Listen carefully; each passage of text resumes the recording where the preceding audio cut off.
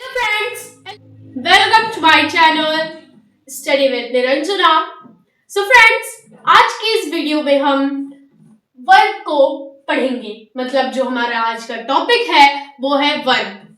Verb क्या होते हैं और वर्ब का क्या डेफिनेशन होता है।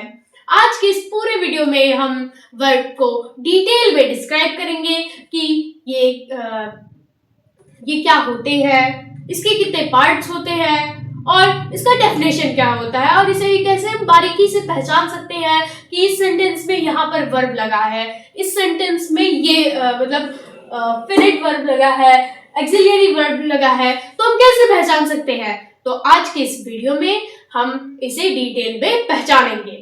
तो सबसे पहले हम जान लेते हैं कि वर्ब होते क्या है, इसका क्या डेफिनेशन होता है। तो डेफिनेशन क्या लिखा है, A verb is a word which denotes state or action। Verb क्या है? वर्ब एक शब्द है जो कि हमें एक्शन और स्टेट को क्या करता है, वो दर्शाता है। मतलब एक्शन और स्टेट को वो बताता है, काम और स्थिति को वो बताता है, उसी को हम कहते हैं वर्ब। तो आसान भाषा में अगर हम कहें तो क्रिया के काम करने वाले शब्दों को हम कहते हैं वर्ब। तो यहाँ पर हम ऐसे भी कह सकते हैं डूइंग वर्ड्स और कॉल्ड वर्ब। वर्ब क्या होता है, काम करने वाले शब्दों को वर्ब कहते हैं। या फिर ऐसे भी बोल सकते हैं कि वो स्टेट और एक्शन को दर्शाता है, उसी को हम कहते हैं वर्ब। वर्ब क्या है, वो एक वर्ड है जो कि एक्शन और स्टेट को बताता है। एक्शन और स्टेट क्या होते हैं, स्टेट मतलब स्थिति और एक्शन मतलब क्या होता है, काम। ओके, यहाँ पर हमने ये जान लिया कि ये किसको दर्शाता है, ये स्थिति और काम को ये दर्शाता है।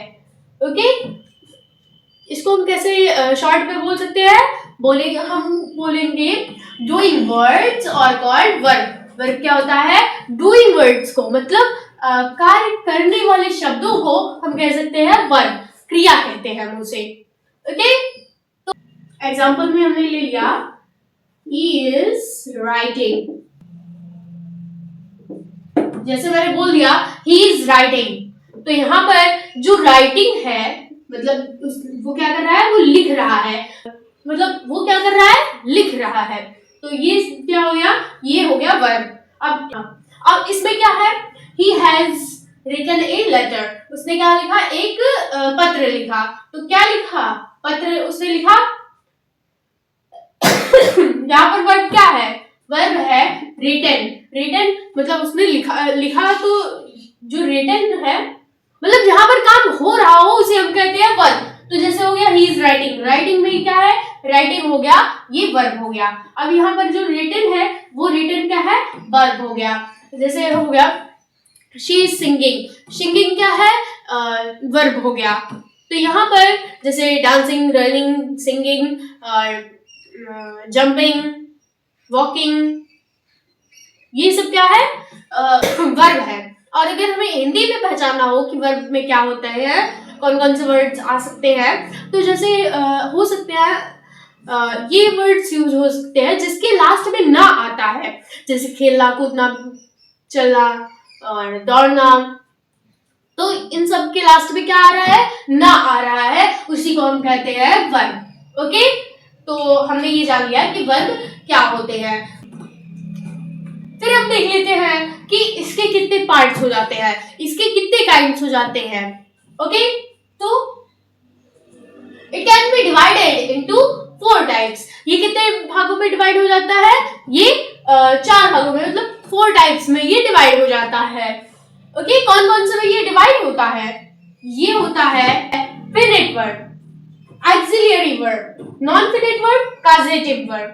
तो अब फिनिट वर्ब क्या होता है, फिनिट वर्ब ऐसे शब्द होते हैं जो कि किसी टेंस, सब्जेक्ट, किसी नंबर पर्सन के अकॉर्डिंग अगर अपना जो फॉर्म होता है, अपना जो रूप होता है, अगर वो चेंज करे तो वो होता है फिनिट वर्ब, जिसको हम फाइनाइट वर्ब भी बोलते हैं। ओके, आता है एक्सिलियरी वर्ब। एक्सिलियरी वर्ब क्या होता है? ये मेन वर्ब का हेल्प करता है। ओके, तो अगर हमको इंग्लिश में बताना हो तो हम बोलेंगे कि finite verb are those verbs which change their form according to tense, number, person of a subject in a sentence। यहाँ पर ये क्या है, मतलब फाइनाइट वर्ब को क्या कहते हैं? फाइनाइट वर्ब वे होते हैं जो कि टेंस और सब्जेक्ट के और नंबर पर्सन के हिसाब से अपना जो रूप होता है अगर वो चेंज कर ले तो उसे हम कहेंगे फाइनाइट वर्ब। तो अब हम देख लेते हैं कि एक्सिलियरी वर्ब क्या होते हैं। तो जो एक्सिलियरी वर्ब होता है वो किसकी तरह होता है? हेल्पिंग वर्ब की तरह होता है, मतलब उसी तरह होता ही है। तो जो एक्सिलियरी वर्ब होता है वो मेन वर्ब की हेल्प के लिए यूज होता है, और जिस वर्ड को मेन वर्ब की हेल्प के लिए यूज किया जाता है उसी को हम कहते हैं हेल्पिंग वर्ब, जिसको हम कहते हैं एक्सिलियरी वर्ब। एक्सिलियरी वर्ब क्या होता है? Auxiliary verb are those verb which help the main verb, this is why that is called helping verb. Okay, then जो मैंने इसका एग्जांपल दिया था, ही इज राइटिंग, तो राइटिंग जो था वो तो वर्ब था। ओके, तो इज क्या है? इज भी वर्ब है, बट ये है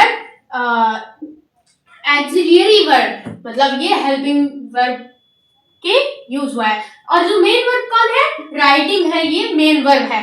मेन वर्ब क्या है? राइटिंग मेन वर्ब है। और जो ये इज किसका काम कर रहा है? इज किसकी हेल्प कर रहा है? राइटिंग की हेल्प कर रहा है, बाहर लिख रहा है। अगर इज ना यूज किया जाए तो यहाँ पर सेंटेंस अच्छे से नहीं बैठेगा। ही राइटिंग, यहाँ पर सेंटेंस अच्छे से नहीं बैठा है। ओके, तो इसीलिए यहाँ पर इज का यूज हुआ। तो ये मेन वर्ब का मतलब मेन वर्ब को क्या कर रहा है? हेल्प कर रहा है, उसी को कहते हैं हम एक्सिलियरी वर्ब। ओके, फिर आता है हमारा non finite verb. Non finite verb क्या होता है? जो नॉन फाइनाइट वर्ब होता है वो टेंस सब्जेक्ट के हिसाब से अपना जो रूप होता है, उसका जो रूप होता है वो नहीं चेंज करता। और ये क्या होता है? ये वर्ब का काम नहीं करता। तब ये किसका काम करता है? ये नाउन, एडजेक्टिव और एडवर्ब का काम करता है। और ये उसके काम नहीं करते हैं। किसके काम नहीं करते? वर्ब के काम नहीं करते। तो इसको हम कैसे बोलेंगे? इसको हम कह दें जैसे non finite verbs are those verbs which do not change their form according to tense, number, person of a subject in a sentence, and it don't act like a verb. वो noun, adjective और adverb का ही काम करता है, verb का काम ये नहीं करता है। ओके, फिर आता है हमारा कॉजेटिव वर्ब। कॉजेटिव वर्ब क्या होता है? तो जो कॉजेटिव वर्ब होता है वो जैसे हम किसी को प्रेरित कर रहे हो, मतलब जैसे आसान भाषा में अगर हम कहें कि जो कर्ता होता है, यानी कि मैं अपना काम स्वयं नहीं कर रही हूँ, मैं अपना काम किसी से करवा रही हूँ। जैसे मैंने उसे रुलाया, तो मैंने उसे रुलाया, मैं अपना काम स्वयं नहीं कर रही हूँ, मैं उसको रुला रही हूँ। ओके, तो जो कॉजेटिव वर्ब होता है वो causative verbs are those verbs which cause somebody by someone else to do something। तो यहाँ पर भी वही चीज है कि कर्ता ने खुद काम नहीं किया, स्वयं अपना काम नहीं करता है, वो किसी से करवाता है। जैसे मैंने उसे रुलाया, तो मैं उसे रुला रही हूँ, मैं अपना काम स्वयं नहीं कर रही हूँ। तो यहाँ पर ये कॉजेटिव वर्ब हो जाता है। तो हम इसे कैसे बोलेंगे? हम इसे बोलेंगे causative verbs are those verb which cause somebody by someone else to do something। Okay, तो ये हो गया हमारा कॉजेटिव वर्ब। हमने उसके काइंड्स को पढ़ लिया। अब उसके काइंड्स के कितने काइंड्स होते हैं अब हम ये डिटेल में जानेंगे। तो चलिए शुरुआत करते हैं। तो अब हम देख लेते हैं कि फाइनाइट वर्ब क्या होते हैं। तो जो फाइनाइट वर्ब होते हैं वो अपने फॉर्म को किसके अकॉर्डिंग चेंज करते हैं, सब्जेक्ट के हिसाब से और टेंस के हिसाब से ये अपना जो रूप होता है वो क्या करते हैं, चेंज कर देते हैं। Number person of a subject और सेंटेंस के हिसाब से अपना जो रूप होता है, इनका जो रूप होता है वो उसके अकॉर्डिंग चेंज कर लेते हैं। अब हम देख लेते हैं कि इसके कितने काइंड्स होते हैं। इसके काइंड्स होते हैं 4 काइंड्स होते हैं इसके। तो जो पहला होता है वो होता है ट्रांजिटिव। तो पहला क्या है, ट्रांजिटिव वर्ब। ट्रांजिटिव वर्ब क्या होते हैं, transitive verb requires an object, means transitive verbs are those verbs which require an object।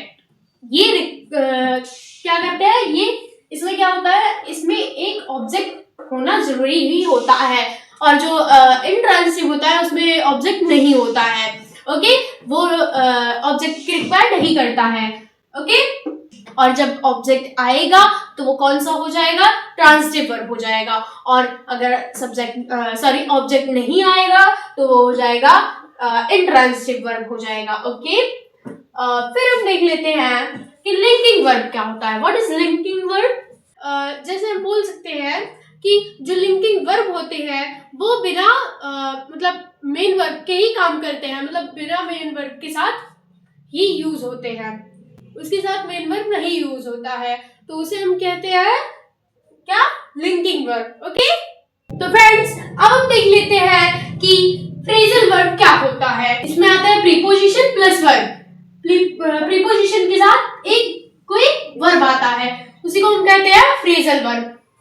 जैसे हो गया गिव अप, ये सब किस में आते हैं, फ्रेजल वर्ब में आते हैं। ओके, अब हम देख लेते हैं कि एक्सिलियरी वर्ब क्या होते हैं। तो एक्सिलियरी वर्ब वे वर्ब होते हैं जो कि मेन वर्ब के साथ यूज किया जाता है, उसी को हम कहते हैं एक्सिलियरी वर्ब। ओके, तो क्या होता है, auxiliary verbs are those verb which used with main verb. This is why it is called helping verb and that's why it is called auxiliary verb. Helping verb क्या होता है, auxiliary verb ही होता है, helping verb भी। तो हमने ये समझ लिया कि ये क्या था।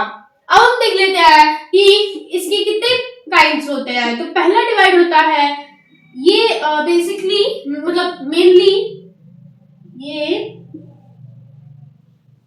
ये बेसिकली डिवाइड होता है 2 पार्ट्स में।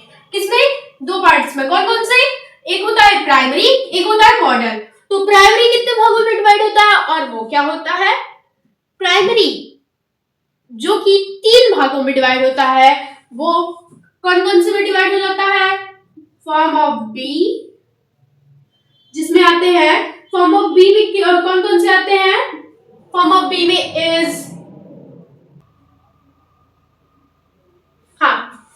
क्या क्या आते हैं इसमें, प्राइमरी में 3 भाग हो जाते हैं। कौन कौन से होते हैं, form of be, form of have and form of do. तो फॉर्म ऑफ बी में कौन कौन से होते हैं, is, am, are, was, were, be, been, being. ये सब किस में आते हैं, फॉर्म ऑफ बी में आते हैं, जो कि ऑक्सिलियरी वर्ब है। फिर आते हैं form of have. Form of have में कौन कौन से आते हैं, have, has, have, had, has। Okay, फिर आता है form of do. Form of do में क्या क्या आते हैं, डू, डज, डिड। अब इसमें क्या क्या आते थे, form of be, form of have, form of do. किसके ये किसके पार्ट्स हैं, ये है प्राइमरी के पार्ट्स थे। अब फिर आता है मॉडल। मॉडल कितने भागों में डिवाइड होता है, ये डिवाइड नहीं होता, ये पूरे ही होते हैं। टोटल कितने होते हैं, ये टोटल होते हैं 24, जिसमें से can, could, may, might, has to, have to, will have to, और विल का वर्ड, शैल का शुड, ये सब किस में आते हैं, ये सब आते हैं, ये मॉडल में आते हैं। ओके, तो ये जान लिया कि एक्सिलियरी वर्ब क्या था। तो इसमें तो हम प्रयोग कर ही सकते हैं प्राइमरी में, जैसे एग्जांपल में हमने ले लिया, I am writing, he is writing, I am writing, they are writing, he was writing, they were writing। तो यहाँ पर ये हुआ। अब हम देख लेते हैं कि नॉन फिनिट क्या होता है, उसे हम कैसे पहचान सकते हैं। ओके, तो फिर हम देख लेते हैं कि नॉन फाइनाइट क्या होते हैं। नॉन फाइनाइट वर्ब क्या होते हैं?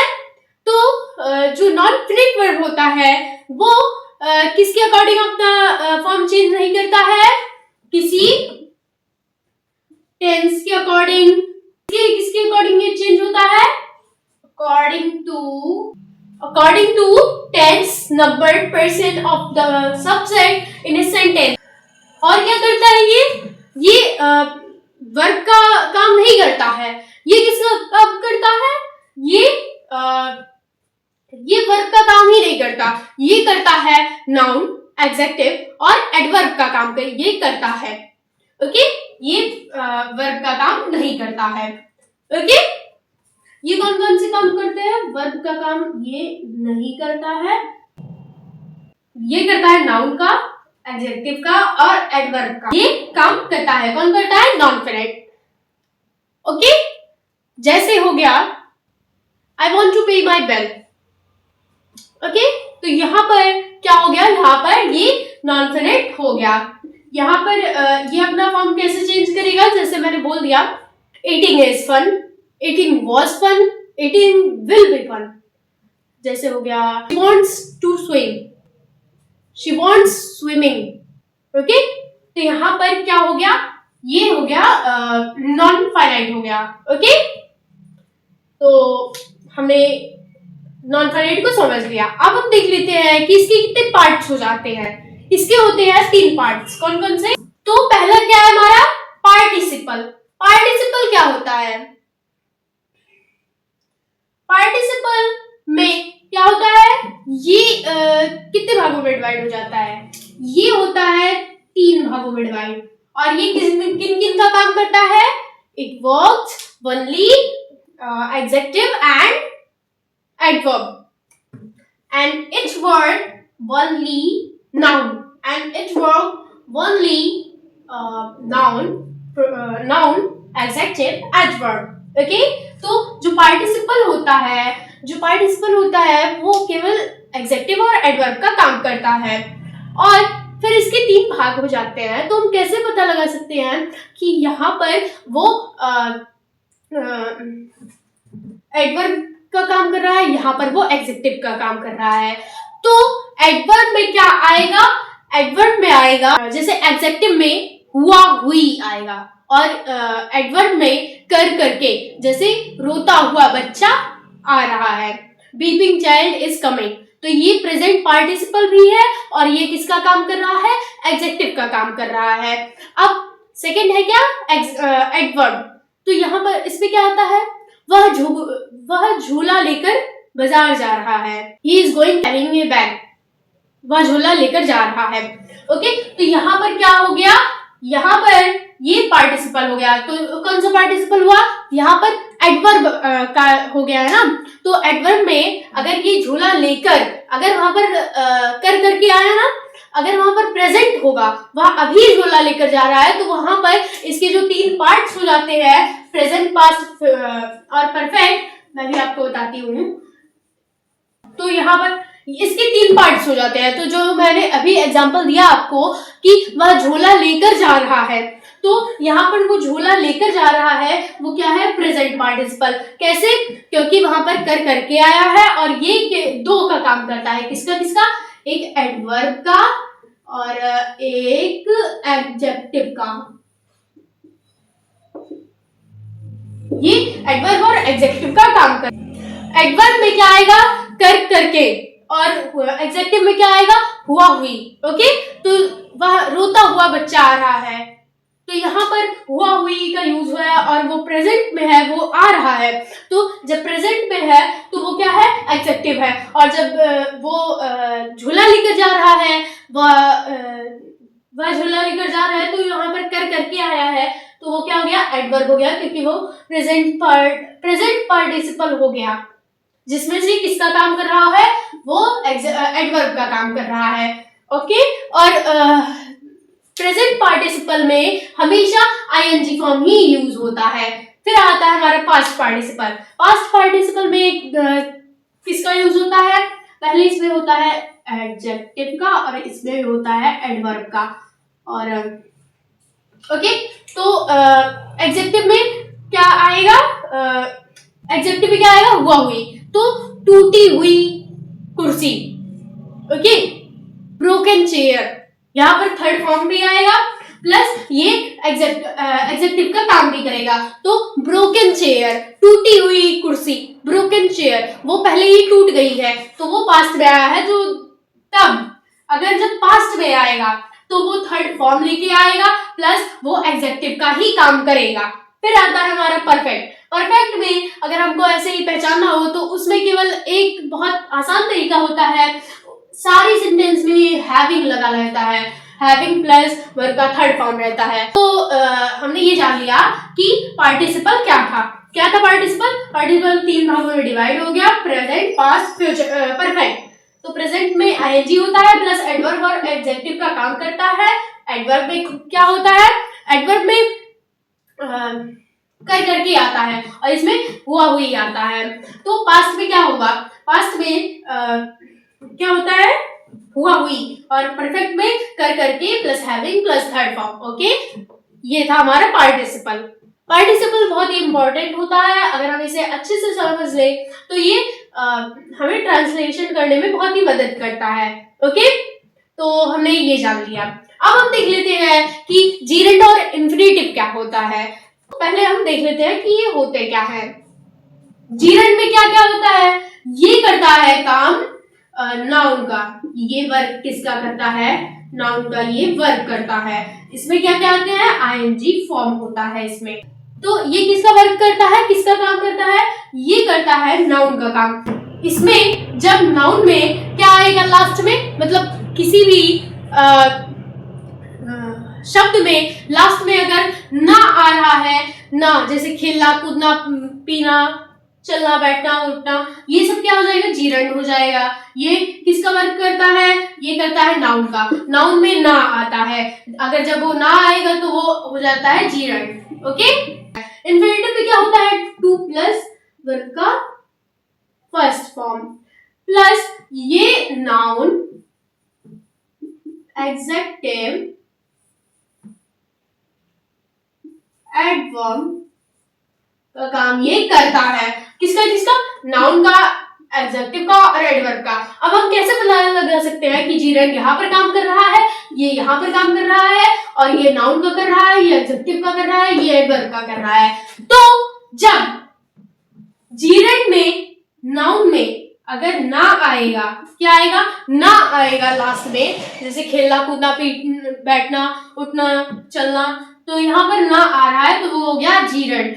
इन्फिनिटिव में भी यही है, जब ना लास्ट में आएगा तो वो हो जाएगा नाउन, और जब ने लास्ट में आएगा तो वो हो जाता है एडवर्ब, और जब ने के लिए आ जाएगा तो ये हो जाता है एडजेक्टिव। जैसे मुझे खेलना है, आई वॉन्ट टू प्ले, यहां पर ये हो गया, नाउन हो गया। अब ये नाउन का काम कर रहा था। अब एडजेक्टिव में यह पेन बेचने के लिए है, यहाँ पर के लिए आया है तो क्या हो जाएगा? यहाँ पर एडजेक्टिव हो जाएगा। जैसे this pen is to sell, यह पेन बेचने के लिए है, तो ये क्या हो गया? एडजेक्टिव हो गया। एडवर्ब में क्या है? वह दौड़ने जाएगा, he will go to run, तो यहाँ पर ये क्या हो गया? इन्फिनिटिव हो गया। इसमें क्या क्या आते हैं? इसमें होते हैं टू प्लस फर्स्ट फॉर्म होता है। जब वो नाउन का काम मतलब अच्छे से नहीं कर पाता है तो वो इन्फिनिटिव को दे देता है। इन्फिनिटिव सारी काम को अच्छे से कर लेता है, तो उसी तरह वो नाउन को भी खुद में ही ले लेता है। तो जैसे इसमें हो गया I want to I want swimming, ये किस जैसे हो गया I want swimming, I like swimming, और यहाँ पर हो गया आई लाइक टू स्विम। तो दोनों में डिफरेंस उतना नहीं है, वो दोनों का जो मतलब है वो एक ही आ रहा है, बट वहां पर क्या कर रहा है? नाउन का काम कर रहा है, इसलिए वो दोनों सेम हो जाते हैं। तो इसमें कोई भी ज्यादा वो करने की जरूरत नहीं है। केवल यहाँ पर एक चीज है कि ये दोनों कभी कभी नाउन के काम करने पर वो एक हो जाते हैं। फिर ये तीन का काम करता है, ये तो हमें पता है।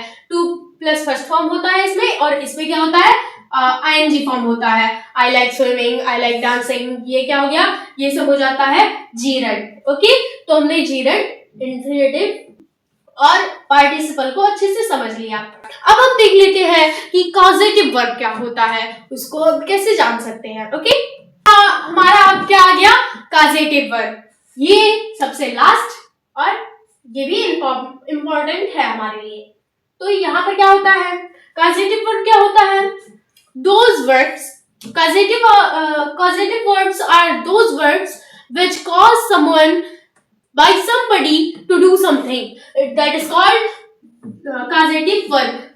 तो यहाँ पर हम सिंपल भाषा में बोले, अगर हम सरल भाषा में बोले कि कॉजेटिव वर्ब क्या होता है, तो केवल हम इतना ही बोल सकते हैं कि जब कर्ता खुद का काम स्वयं ना करे तो वो हो जाता है कॉजेटिव वर्ब।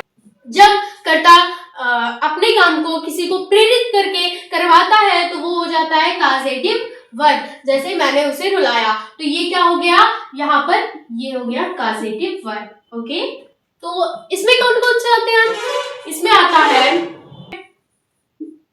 ये सब किसमें आ जाते हैं, गेट, मेक, लेट, ये सब किसमें आते हैं, ये किसमें आ जाते हैं, कॉजेटिव वर्ब में आ जाते हैं। जैसे she make me cry, I make him cry, तो मैंने उसे क्या क्या रुलाया। तो ये सेंटेंस क्या है, ये है हमारा causative verb, she make him cry. यहाँ पर ये सेंटेंस क्या था ये कॉजेटिव वर्ब। ओके, तो जो हमारा ये कॉजेटिव वर्ब था वो हमने समझ लिया कि ये क्या था, ये मतलब प्रेरणादायक क्रिया होता है ये। ओके, जो कर्ता खुद का काम ना करे, किसी दूसरे से करवाए, उसे हम कहते हैं कॉजेटिव वर्ब। ओके, तो हमने ये समझ लिया कि कॉजेटिव वर्ब क्या होता है। अब जो हमारा वर्ब था वो हमने पूरा अच्छे से बारीकी से और डिटेल में उसे जान लिया है। तो हम अपने वीडियो को यहीं पर एंड करते हैं। अगर आपको यह वीडियो पसंद आया होगा तो प्लीज लाइक, शेयर, कमेंट और सब्सक्राइब करना ना भूलेगा। और अगर कोई भी डाउट हो तो मुझे कमेंट बॉक्स में बताइएगा। Thank you, have a nice day, bye.